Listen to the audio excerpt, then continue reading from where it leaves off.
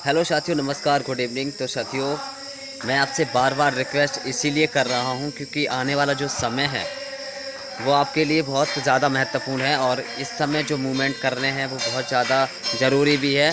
और जो आपकी ओबीसी के जो नियुक्ति पत्र रुके हैं वो जारी करने वाली बात हो, या फिर प्रयोगशाला के पदों की बात हो, और या फिर वेटिंग की बात हो, वो क्लियर होना बहुत आसान है क्योंकि अब पहले से ज़्यादा संख्या नहीं रही है।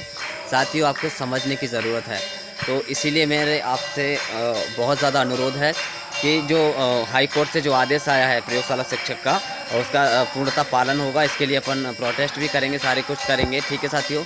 और जो भी होगा अपन पूरा 100% लगाएंगे। तो मेरा आपसे यही अनुरोध है कि आप बिल्कुल तत्पर हो जाइए। जिस तरीके से आज जो अतिथि शिक्षकों ने जो ज्ञापन दिया है, उनसे जो चर्चा हुई है, उसमें कुछ लोग बहुत ज्ञानी बन रहे थे कि ये तो फ़ोटो ऐसे खींचा है तो कहाँ से बात हो गई होगी। भैया, जब बात होती है ना, तो वो बात करने वाला व्यक्ति उसी समय वहाँ अलग तरीके से होता है, और फ़ोटो खींचने का लिए अलग, उनसे लिए अलग टाइम लेना पड़ता है या बोलना पड़ता है सर हमें एक फ़ोटो लेना है, वो एक अलग बात है। लेकिन जो बात होती है वो ऑथेंटिक हो ही जाती है। साथियों, आपको वो बिल्कुल मेहनत करने की ज़रूरत है। भैया, अब इतना कुछ अगर आप इस समय नहीं कर पा रहे हो तो मुझे नहीं लगता कि इससे अच्छा मौका आपको कभी मिल पाएगा। और आगे की भर्तियों के लिए तो आप भूल ही जाओ कि आगे फ्यूचर में कोई भर्ती मध्य प्रदेश में आएगी। वर्ग 3 में तो बिल्कुल भी नहीं आने वाली है।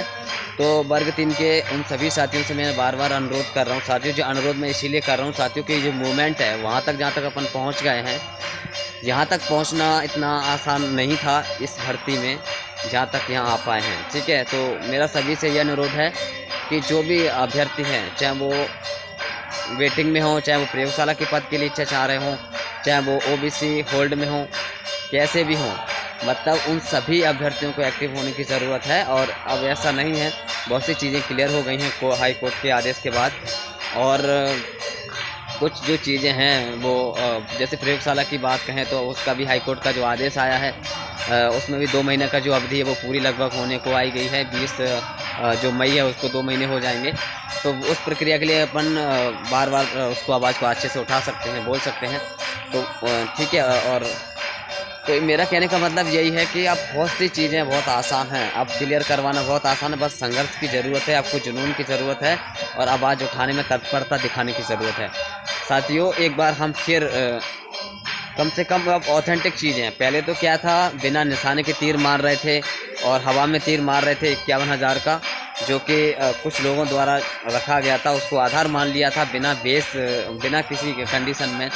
लेकिन अब अपने पास आधार है, अपने पास बेस बना हुआ है कि ओबीसी के नियुक्ति पत्र जारी करने के लिए हमें आश्वासन भी कई बार मिला है, और उन्होंने कहा भी है कि हम ज़रूर करेंगे। और ये आश्वासन आपसे नहीं, बहुत दिनों से मिला है। 10,000 पद वृद्धि की जो मांग निकल कर आई थी वो सिर्फ इसीलिए आई थी कि हम जो अभ्यर्थी चॉइस फिलिंग करा चुके हैं, जो ओबीसी के अभ्यर्थी हैं, उनको नियुक्ति पत्र रोके गए हैं, उनके लिए हम पद वृद्धि करेंगे, ना कि फ्रेश में पद वृद्धि का कोई मतलब उनके तरफ से नहीं था।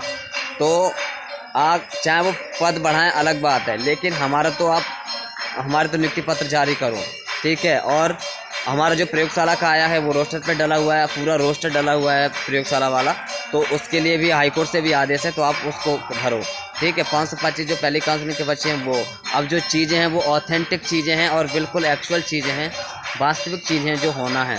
तो हम उसके लिए काम करने वाले हैं, उसके लिए मेहनत करने वाले हैं। तो वो एक प्रॉपर ऐसी चीज़ है जिसपे चीज़ें क्लियर हो सकती हैं। तो साथियों, मैं आपसे बार बार यही रिक्वेस्ट करूंगा कि आप आपकी बात बिल्कुल तैयार हो जाइए, क्योंकि बार बार मैं इसीलिए बोलता हूं क्योंकि अगर आप अभी भी क्योंकि पहली बार चीज़ें ये रहती थी, जब हम उस समय पद वृद्धि की मांग उठा रहे थे तो वेटिंग में जो अभ्यर्थी थे और बाकी जो चॉइस फिलिंग करा चुके थे, तो उनको तो टेंशन ही नहीं थी, वो सोच रहे थे हमारा तो वैसे ही हो जाएगा। अब उनके लिए मेरा बोलने का मतलब ये है कि अब आप अगर जागरूक नहीं हुए, आप उनसे सीख लो। कम से कम जो ओबीसी के अभ्यर्थी जिनके नियुक्ति पत्र रोके गए और फिर उन्होंने कैसी धूम मचा दी है, आज तक वो अपनी ऊंचे स्तर पर अपनी आवाज़ उठा रहे हैं।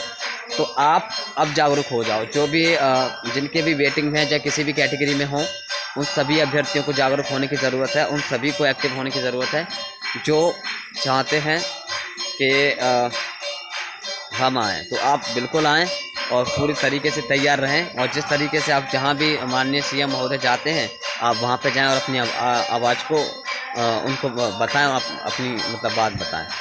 बाकी तो जैसे ही जैसे वो चीज़ें क्लियर हो जाती हैं 4 जून के बाद, तो 4 जून के बाद आचार संहिता हट जाएगी। उसके बाद फिर अपन प्रोटेस्ट करेंगे बढ़िया वहाँ पे धरना के लिए परमिशन लेंगे। वर्ग 1, 2, 3 ओबीसी के अभ्यर्थियों को नियुक्ति के लिए, उसके लिए मतलब एक पूरा वहाँ पे कार्यक्रम रखा जाएगा। पूरा वहाँ पे धरने के लिए परमिशन ली जाएगी, वहीं पे बैठा जाएगा। तो उसमें वर्ग 3 के लिए क्या फ़ायदा मैं आपको बता दूँ। वर्ग 3 के लिए जिनके ओबीसी के नियुक्ति पत्र रुके उनको जारी करना, इसे हमें हर बार आश्वासन मिला है, ये तो रहेगा, ये प्राथमिक रहेगा। इसके लिए चाहे पद बढ़ाएं, कुछ भी करें, हमें नहीं पता, चाहे जेओडी के ऑर्डर में संशोधन करें, लेकिन हमारी प्राथमिकता पहले वो रहेगी। उसके साथ साथ हम अपनी ओबीसी होल्ड के साथ साथ क्लियर कराने के साथ साथ प्रयोगशाला पद का भी टाइम पीरियड है जो पूरा हो चुका है, समय उसका पूरा हो चुका है। हम उसके लिए कंटेम्प्ट भी लगाना पड़े तो वो लगाएंगे। हम प्रयोगशाला के पदों को लिए भी जल्दी चालू हो, हम उसके लिए भी वहीं पे बैठ के काम करेंगे। और साथ में हमारे जितने भी अभ्यर्थी रुके हुए हैं वेटिंग में, उन सबको नियुक्ति मिले। अब 3 जो प्रमुख मुद्दे हैं वो हम रखेंगे, 3 प्रमुख मुद्दे जो एक्चुअल मुद्दे हैं, तो हम उनके लिए आवाज़ उठाएंगे। ठीक है साथियों, तो आपको ज़रूरत है तो जागरूक होने की और आने की। तो मेरा आपसे बार बार यही अनुरोध है कि आप ज़रूर आएँ और अभी से एक्टिव हो जाएं तो ज़्यादा अच्छा है। और देखो, मेरा जाना भोपाल कभी भी हो सकता है, क्योंकि मैं चीज़ों को हमेशा कभी बंद नहीं होने देता।